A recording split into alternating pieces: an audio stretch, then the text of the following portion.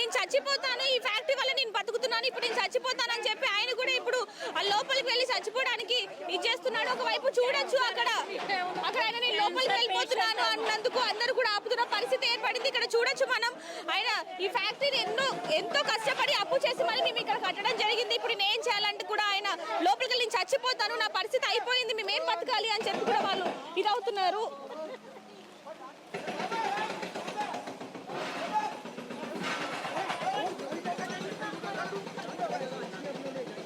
ఎక్కడి నుంచో ఇక్కడికి బతుకు తెరువు కోసం వచ్చి మేము ఇక్కడ ఏదో పని చేసుకుంటున్నాం పొట్టకూటి కోసం. ఇప్పుడు ఆయనతో కూడా పోయింది. ఇప్పుడు మేము ఏం చేయాలి, నేను చచ్చిపోతాను అని చెప్పి కూడా వాళ్ళు నేను లోపలికి వెళ్ళిపోయి చచ్చిపోతాను, ఆ డిమాలిషింగ్ లో నేను కూడా ఒక భాగం అయిపోతాను అని చెప్పి వెళ్ళిపోతున్న సమయంలో ఇక్కడ అధికారులు పోలీసులు అందరూ కూడా అతను ఆపడం జరుగుతుంది. ఇక్కడ చూసుకోవచ్చు చుట్టుపక్కల వాళ్ళందరూ కూడా అతను ఆపుతున్న పరిస్థితి ఏర్పడింది.